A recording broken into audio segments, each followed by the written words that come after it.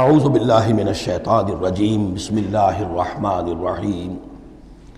قال فما خطبکن، اب بادشاہ نے طلب کر لیا سب کو، بیگمات کو،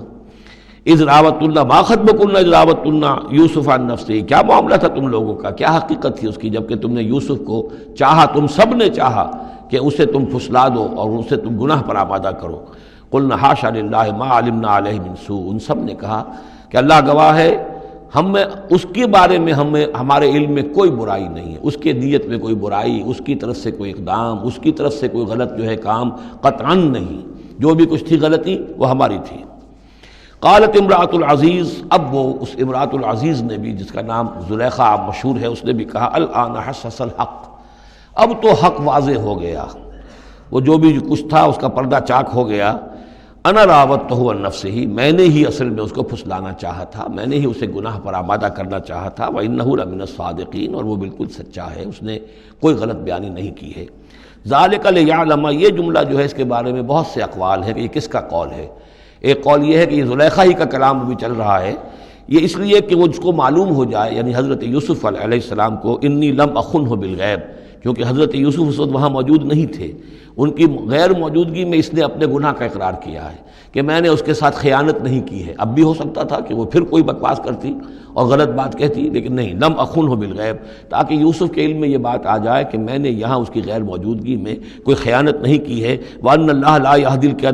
يَهْدِي كَيْدَ الْخَائِنِينَ، اور یقیناً اللہ تعالیٰ جو ہے خیانت کرنے والوں کی چال کو کامیاب نہیں کرتا۔ وما ابرئ نفسی، اور یہ کہ میں اپنے آپ کو کوئی بہت یہ نہیں سمجھتی کہ میں مجھ سے گناہ سرزد نہیں ہو سکتا، میں اپنے نفس کو بری نہیں کہتی۔ ان النفس لامارۃ بالسوء، نفس جو ہے انسان کا وہ تو بدی کا حکم دیتا ہی ہے، الا ما رحم ربی، سوائے اس کے کہ جس پر اللہ کا رحم ہو گیا ہو۔ ان ربی غفور الرحیم، یقیناً میرا رب جو ہے بہت غفور اور رحیم ہے۔ ایک تو یہ ترجمہ ہے اس رائے کے مطابق کہ یہ سارا کلام جو ہے اسی زلیخا کا ہے۔ اصل میں اسی اعتبار سے ہمارے ہاں وہ جو قصہ گو ہیں، یوسف زلیخا کے قصے ہیں، ان میں تو پھر مائی زلیخا کو بہت ولی اللہ بنا دیا گیا ہے، اور کوئی ایسی بات بھی نہیں ہو سکتا ہے کہ اس پورے دوران میں وہ عشق مجازی جو ہے اس کا وہ عشق حقیقی میں تبدیل ہو چکا ہو اور حقیقتاً ہدایت پر آ گئی ہو، اور جیسا اگر یہ کلام اسی کا ہے، جیسے کہ بہت سے لوگ جو ہے مانتے ہیں ہمارے مفسرین میں سے، اسی کا کلام ہے۔ اب وہ اللہ کا ذکر جس طرح کر رہی ہے، میں نے اب جو ہے اس پر صحیح بات کہہ دی ہے، اللہ خائنوں کی بات کو راہیاب نہیں کرتا، اور میں اپنے نفس کو بری نہیں کہتی، یقیناً نفس جو ہے وہ تو انسان کو بدی کا حکم دیتا ہی ہے، الا ما رحم ربی۔ ایک رائے یہ ہے کہ اس کا قول تو ختم ہو گیا، انا راوتہ عن نفسہ وانہ لمن الصادقین۔ اس کے بعد یہ قول حضرت یوسف کا ہے کہ میں نے یہ کیوں چاہا،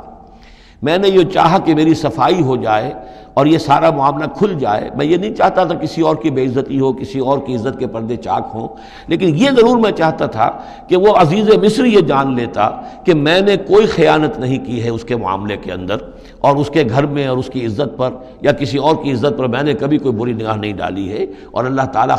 خائنوں کو راہیاب نہیں کرتا۔ باقی میں خود بھی، چاہے اللہ انسان نبی بھی ہو، لیکن یہ کہ نفس جو ہے، جیسا کہ حضور فرماتے ہیں کہ اوصیکم و نفسی بتقوی اللہ،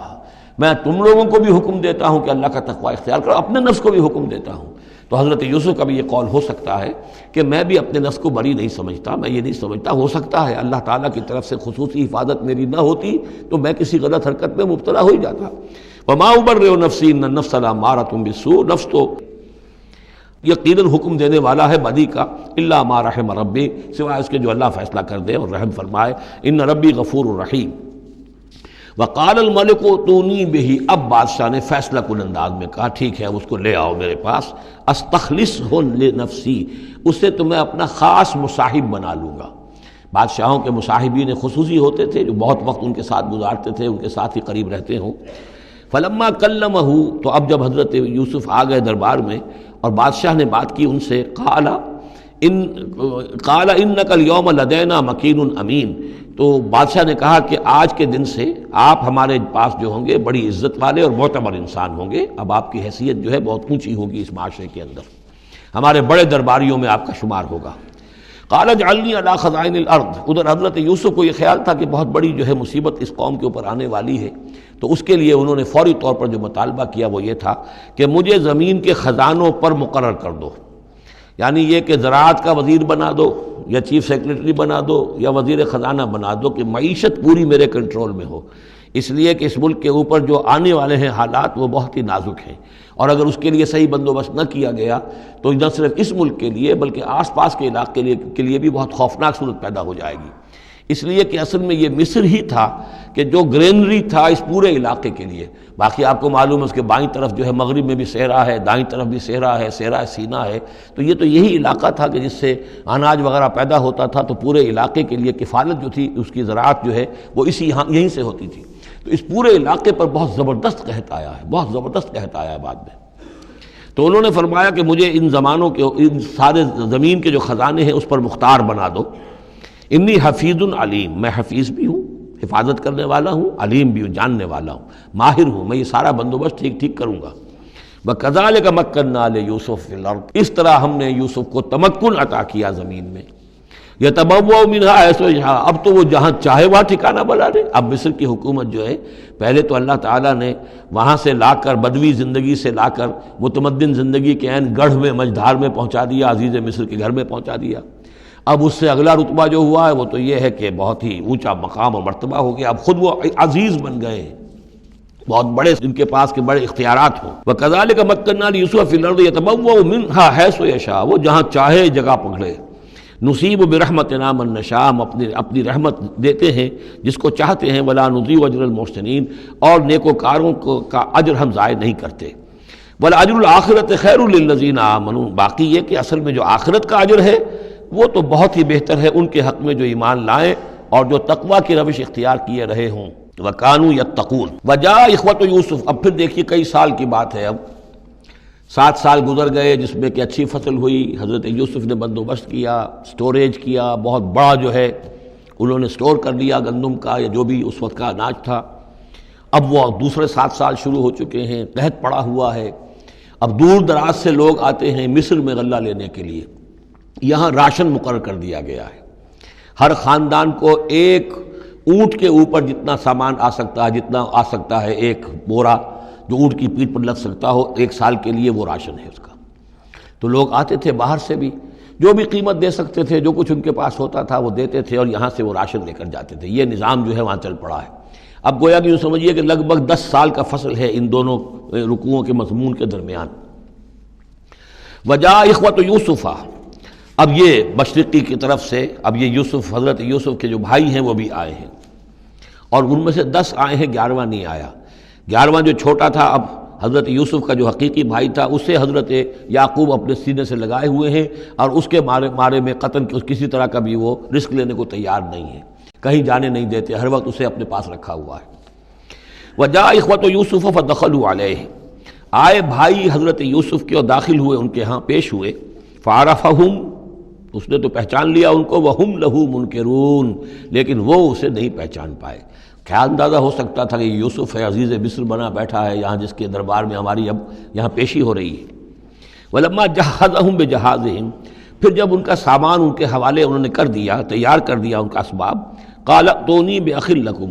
انہوں نے یہ کہہ کر کہ ایک اور بھائی بھی ہمارا ہے، اس کا بھی خاندان ہے، اس کی فیملی ہے، اس کے لیے بھی آپ ہمیں ایک اونٹ جو راشن کا ہے وہ اتنا جو ہے ایک اونٹ کا بورا وہ ہمیں دیجئے۔ ان کا لائے کیوں نہیں ساتھ؟ تم تو 10 آئے ہو،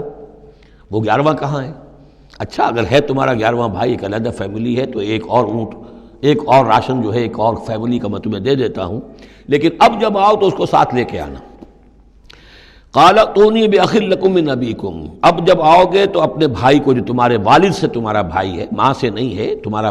جو باپ سے بھائی ہے۔ الا ترون انی اوفی الکیل، کیا تم دیکھتے نہیں ہو کہ میں پیمانے پورے بھر کر دیتا ہوں، وانا خیر المنزلین، اور جو باہر سے آنے والے یہ مہمان آ رہے ہیں میں ان کی خاطر مدارات کرتا ہوں، میں بہتر مہمان نوازی کرتا ہوں۔ فإن لم تأتونی، اور اگر نہیں لے کر آؤ گے اس کو، بہی فلا کیل لکم عندی، تو پھر اس کے حصے کا جو راشن ہے وہ میں تمہیں نہیں دوں گا، وہی جو یہاں آئے وہ اپنے حصے کا راشن لے جائے۔ ولا تقربون، اور پھر میرے قریب نہ آنا، مجھ سے پھر یہ کہ آپ نے اظہار ناراضگی بھی فرمایا۔